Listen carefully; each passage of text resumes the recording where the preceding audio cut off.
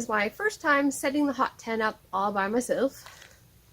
And it took a good 15 minutes, mostly just figuring out the length of the guy lines on either side, but I'm happy with that. That's not too bad. I did cheat. I did tie one end to my deck, but you know, you gotta do what you gotta do. Time to move the stove in, I think, and get her fired up.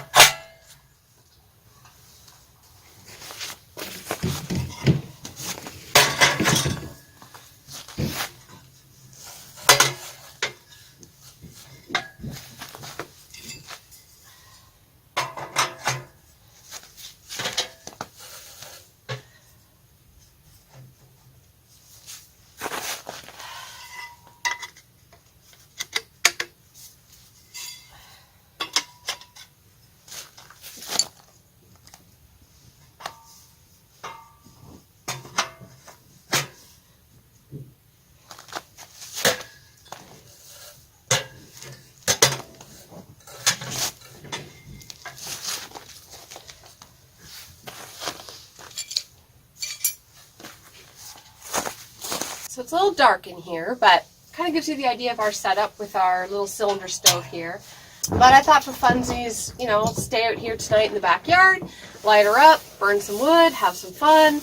It's only going down, I think, to 0 or -1, so we'll be fine in here regardless, even just with our sleeping system.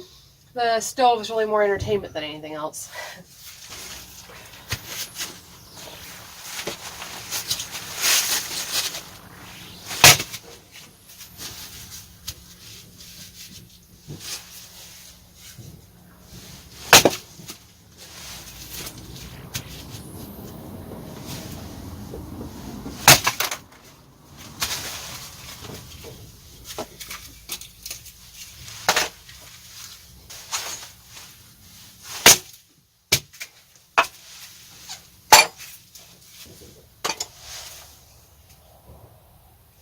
This one's almost perfectly square.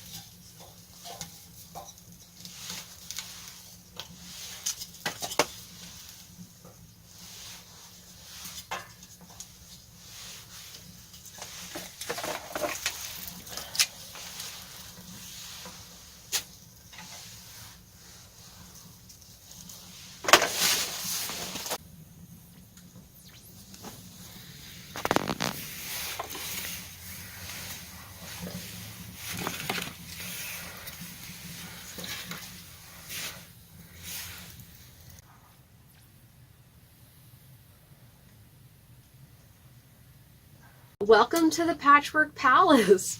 This has been our hot tent project for a couple of years now. I was given this tent by my parents with no poles and it needed a lot of work.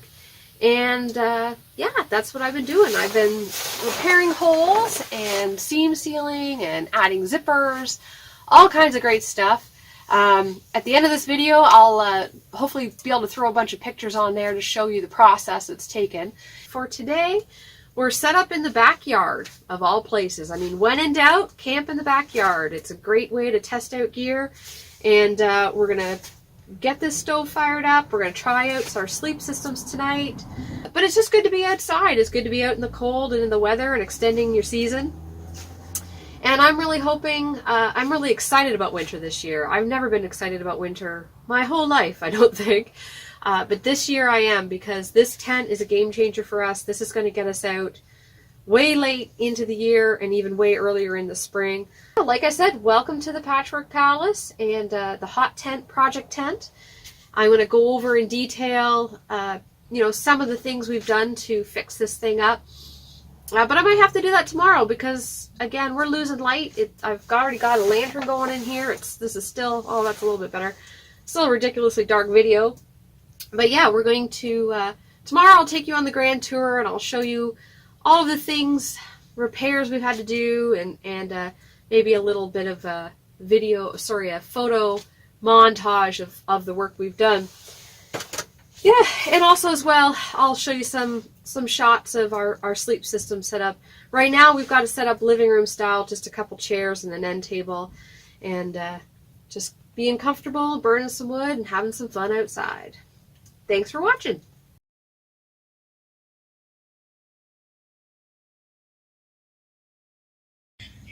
What are you doing? Are you stealing a stick? Oh, you are stealing the stick! Guess if I'm going to make you sit in the tent in the backyard, you get to chew on a stick. You goofball. Happy boy. Oh my gosh. So, little stove is doing really well. It is just throwing out the heat. It is so hot in here. Oh my gosh. But part of that could be, I picked up these eco logs from our hardware store, and this is half of one. I cut one in half, threw it in. Wasn't sure how much heat it would throw out, if it would smell funny or what.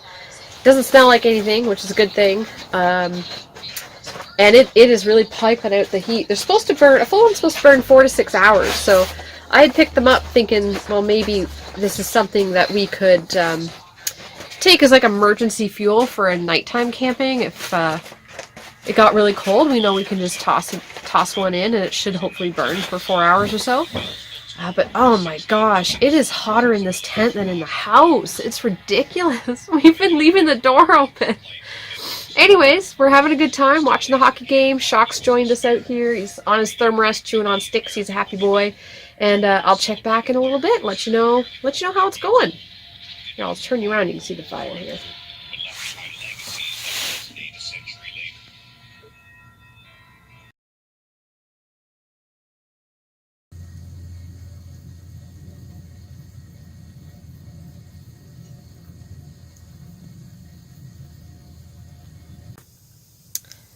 Hey everybody! So I'm holding my lantern because it's really dark in here, but it's really warm in the hot tent. It's late. It's really late. It's like 11:30, and I think I'm gonna call it a night and chill and relax and go to sleep.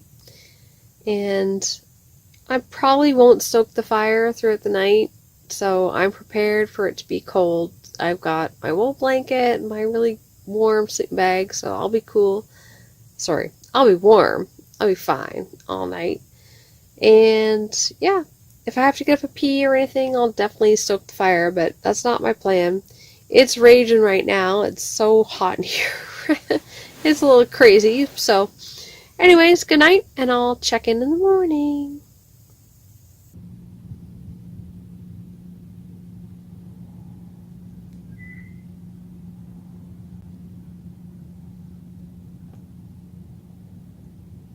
Well, good morning from the hot tent. It was a good sleep last night. I think it only got down to maybe -3 overnight. stove is out now. I had to stoke it, I think twice, or add more wood twice. Like 1:30 and at 4 o'clock, I think. But yeah, that was a great sleep. I'm actually really impressed with how warm and cozy it stayed in here, and it doesn't seem to be any condensation issues, which is a good thing. And now I'm just kind of debating whether to get up or not, because it's so nice in here, my little cocoon. But anyways, I will get up eventually and give you a better lit tour of the hot tent and kind of go over some of the work that's been done to it and some of what still needs to be done. So this is where I slept last night. I have an ultralight cot, then I have a 2-inch thick self-inflating foam pad, my minus 18 degrees Celsius sleeping bag, and then I also had a wool blanket in there, which I totally didn't need at all. It was super warm. I wanted to show you the inside of the Patchwork Palace here, give you a little bit of information about some of the work that I did to this tent. Like I said, it was originally a 10-foot wide by 12-foot long prospector wall tent. I cut down basically the size of one of these panels out, moved the back wall forward 4 feet, and made it 8 feet long, and it's, of course, it's still 10 feet wide. The reason I did that was there was an extreme amount of rodent damage and tears in that last section of roof and sidewall. And, you know, she's patchworked up enough, but that would have been like a whole quilting job I didn't want to get into. So we made her shorter. We also thought, too, it's just the two of us and the dog on most of our adventures, so we don't need 10 by 12 feet. That's a huge amount of space. This amount of space is pretty perfect for us. It's actually still very open and wide with our sleep systems and our chairs and everything else. Where are you going, buddy? Oh, looking for a stick. What are you doing, bud? So this is the stove we currently have. It's a cylinder stove. Now we're getting a new one because this one is just not efficient enough for this tent. It has to be fed every couple of hours, and that wouldn't make for very good night's sleep. Also, if you have a look, I'm going to tilt this up so maybe you can see it. At the hole, the stove jack for our chimney will accommodate like a 5-inch stovepipe, and this is only a 2.5-inch stovepipe. So we get a lot of heat loss through that hole.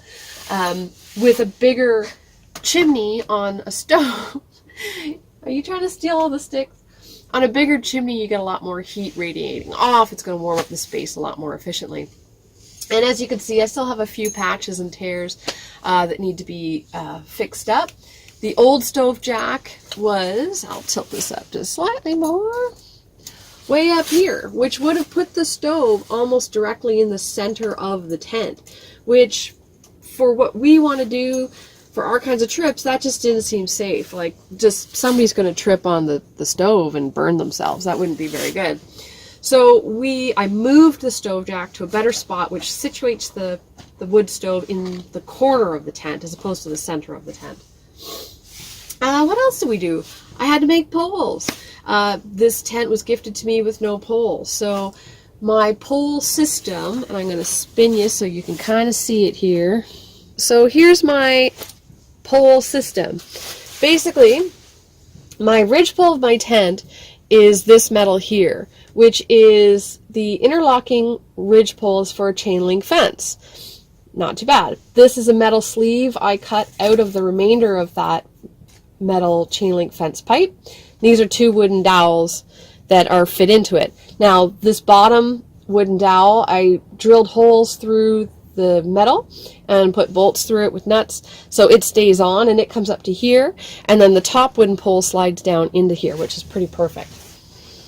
Yeah, that's my homemade pole system in a nutshell. It worked great. It's not the lightest, it has some serious weight to it, but so does this tent. And again, you know, we're not looking at going on huge backcountry adventures with this setup. Mostly we're hoping to do some mild hiking in, drag the stuff in on a toboggan, and we'll see how it goes from there. If we did look into getting into longer, more backcountry trips, I'm sure we'd be investing in a smaller, lighter weight setup. But for now, this is a great tent. It's given us lots of fun. We have a lot of fun in the backyard with it, and we're looking forward to some trips soon. So yeah, that's some of the work we had to do, or I had to do, to get the tent going and make it usable. Hey buddy, you like it too, don't you? So yeah, that's where we're going next with the tent. We're looking at a trip soon. Hopefully in the next couple of weeks we'll get out. We'll maybe get a little bit more snow, which would be nice as well. And yeah, I'm hoping to share with you some more adventures in this tent, as well as kind of the adventures of working on a project tent. It's been quite a learning curve for me, but I've enjoyed every second of it. And anyways, thanks for watching, and I hope you enjoyed this introduction to the Patchwork Palace here. And like I said, there'll be trips coming up and you'll get to see her in action.